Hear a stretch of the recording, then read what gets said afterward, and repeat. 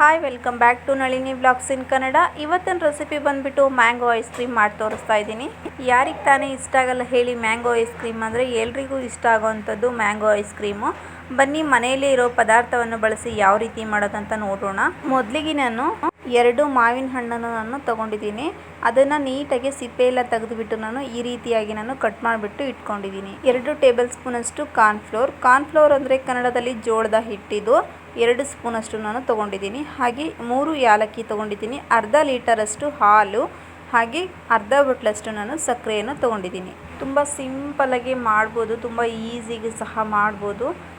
ನನ್ನ ವಿಡಿಯೋ ಯಾರೆಲ್ಲ ಹೊಸದಾಗಿ ನೋಡ್ತಾ ಇದ್ದೀರಾ ಪ್ಲೀಸ್ ಸಬ್ಸ್ಕ್ರೈಬ್ ಮಾಡಿಲ್ಲ ಅಂದರೆ ಸಬ್ಸ್ಕ್ರೈಬ್ ಮಾಡ್ಕೊಂಡು ನೋಡಿ.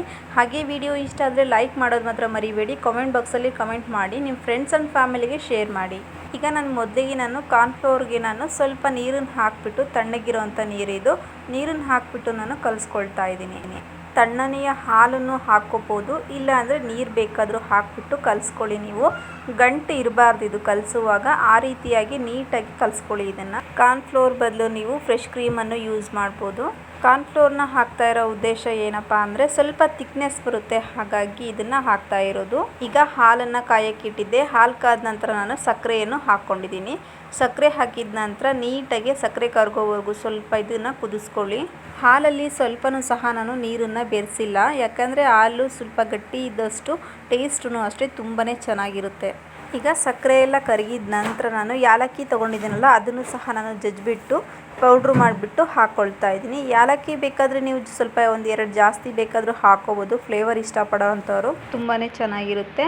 ಈಗ ನಾನು ಏಲಕ್ಕಿ ಪೌಡ್ರ್ ಹಾಕಿದ ತಕ್ಷಣಕ್ಕೆ ಇದನ್ನು ಒಂದ್ಸರಿ ಚೆನ್ನಾಗಿ ಮಿಕ್ಸ್ ಮಾಡ್ಕೊಂಡು 1-2-3 ನಿಮಿಷದವರೆಗೂ ಇದನ್ನು ಕಾಯಿಸ್ಕೊಳ್ತಾ ಇದ್ದೀನಿ. ಹಾಲನ್ನು ಕಾದ ನಂತರ ನಾನು ಕಾರ್ನ್ಫ್ಲೋರನ್ನು ಸ್ವಲ್ಪ ನೀರು ಹಾಕಿಬಿಟ್ಟು ಮಿಕ್ಸ್ ಮಾಡಿ ಇಟ್ಕೊಂಡಿದ್ದೀನಲ್ಲ ಅದನ್ನು ಸಹ ನಾನು ಹಾಕ್ಕೊಳ್ತಾ ಇದ್ದೀನಿ. ಈಗ ಹಾಕ್ಕೊಂಡಿದ ನಂತರ ಕೈ ಬಿಡ್ದೇನೆ ನೀವು ತಿರುಗಿಸ್ಕೊಳ್ಬೇಕಾಗುತ್ತೆ. ಈಗ ಕಾರ್ನ್ಫ್ಲೋರನ್ನು ನಾನು ಹಾಕಿದ ತಕ್ಷಣಕ್ಕೆ ನಾನು ನೀಟಾಗಿ ತಿರುಗಿಸ್ಕೊಳ್ಬೇಕಾಗುತ್ತೆ, ಇಲ್ಲ ಅಂದರೆ ಗಂಟಾಗೋ ಚಾನ್ಸಸ್ ತುಂಬಾ ಇರುತ್ತೆ. ಹಾಗಾಗಿ ನೋಡಿ ನಾನು ಯಾವ ರೀತಿ ತಿರುಗಿಸ್ಕೊಳ್ತಾ ಇದ್ದೀನಿ ಅಂತ. ಈ ರೀತಿಯಾಗಿ ನೀವು ಅದು ಫುಲ್ ಗಟ್ಟಿ ಹದಕ್ಕೆ ಬರೋವರೆಗೂ ಇದನ್ನು ಇದೇ ರೀತಿಯೇ ಕೈ ಬಿಡ್ದೇನೆ ನೀವು ತಿರುಗಿಸ್ಕೊಳ್ಬೇಕಾಗುತ್ತೆ. ನನ್ನ ಚಾನಲ್ಗೆ ಹೋಗ್ಬಿಟ್ಟು ವಿಸಿಟ್ ಮಾಡಿ, ಅಲ್ಲೆಲ್ಲ ತುಂಬ ರೆಸಿಪೀಸ್ ಎಲ್ಲ ಹಾಕಿದ್ದೀನಿ. ಪ್ಲೀಸ್ ವಿಡಿಯೋ ಎಲ್ಲ ನೋಡಿಬಿಟ್ಟು ಸಪೋರ್ಟ್ ಮಾಡಿ. ನೋಡ್ತಾ ಇರ್ಬೋದು ನೀವು ಯಾವ ರೀತಿಯಾಗಿ ಇದು ಥಿಕ್ನೆಸ್ ಬಂದಿದೆ ಅಂತಂದ್ಬಿಟ್ಟು. ಈಗ ಲೋ ಫ್ಲೇಮಲ್ಲಿ ಇಟ್ಕೊಂಡು 1-2 ನಿಮಿಷ ಕುದಿಸ್ಕೊಂಡಿದ್ದ ನಂತರ ನಾನು ಗ್ಯಾಸನ್ನು ಆಫ್ ಮಾಡ್ಕೊಂಡ್ಬಿಟ್ಟು ಇದನ್ನು ತಣ್ಣಗಾಗಲಿಕ್ಕೆ ನಾನು ಬಿಡ್ತಾ ಇದ್ದೀನಿ. ನಾನು ತಣ್ಣಗಾಗಲಿಕ್ಕೆ ಬಿಟ್ಟಿದ್ದೆ. ನೋಡ್ತಾ ಇರ್ಬೋದು ನೀವು ಯಾವ ರೀತಿಯಾಗಿ ತಣ್ಣಗಾದ ನಂತರ ಯಾವ ರೀತಿ ಗಟ್ಟಿಯಾಗಿದೆ ಅಂತ.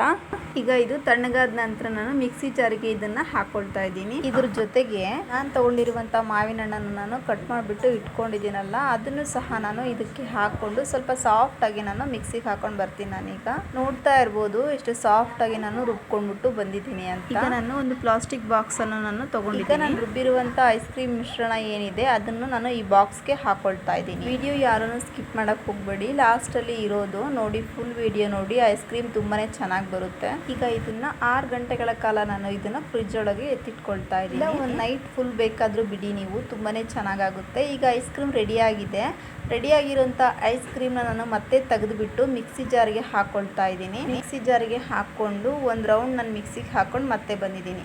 ನೋಡ್ತಾ ಇರ್ಬೋದು. ಮತ್ತೆ ಅದನ್ನು ನಾನು ಮತ್ತೆ ಬಾಕ್ಸ್ ಒಳಗೆ ಹಾಕ್ಕೊಂಡು ಮತ್ತೆ 3 ಗಂಟೆಗಳ ಕಾಲ ನಾನು ಮತ್ತೆ ಬಿಡ್ತೀನಿ. 3-4 ಗಂಟೆಗಳ ಕಾಲ ನಾನು ಫ್ರಿಡ್ಜಲ್ಲಿ ಇಟ್ಬಿಟ್ಟು ಮತ್ತೆ ತಂದಿದ್ದೀನಿ ನಾನು. ಈಗ ಬಾಕ್ಸನ್ನು ಓಪನ್ ಮಾಡ್ಕೊಂಡಿದ್ದೀನಿ. ಎಷ್ಟೊಂದು ಚೆನ್ನಾಗಾಗಿದೆ. ನಮ್ಮ ಮನೆಯಲ್ಲಂತೂ ಎಲ್ರೂ ಇಷ್ಟಪಡ್ತಿದ್ರಪ್ಪ ಐಸ್ ಕ್ರೀಮ್ ಅಂತೂ. ಈ ಮ್ಯಾಂಗೋ ಐಸ್ ಕ್ರೀಮ್ ನಿಮಗೆಲ್ಲ ಇಷ್ಟ ಆಗಿದೆ ಅಂತ ಅಂದ್ಕೊಂಡಿದ್ದೀನಿ. ವಿಡಿಯೋ ಇಷ್ಟ ಆದರೆ ಪ್ಲೀಸ್ ಲೈಕ್ ಮಾಡಿ, ಹಾಗೆ ಸಬ್ಸ್ಕ್ರೈಬ್ ಮಾಡಿಲ್ಲ ಅಂದರೆ ಸಬ್ಸ್ಕ್ರೈಬ್ ಮಾಡಿ, ನಿಮ್ಮ ಫ್ರೆಂಡ್ಸ್ ಆ್ಯಂಡ್ ಫ್ಯಾಮಿಲಿಗೆ ಶೇರ್ ಮಾಡಿ. ವಿಡಿಯೋ ನೋಡಿರೋರು ಕಮೆಂಟ್ ಮಾಡೋದು ಮಾತ್ರ ಮರಿಬೇಡಿ. ಮತ್ತೊಂದು ವಿಡಿಯೋದಲ್ಲಿ ನಾನು ಮತ್ತೆ ಸಿಗ್ತೀನಿ. Thank you for watching. Bye.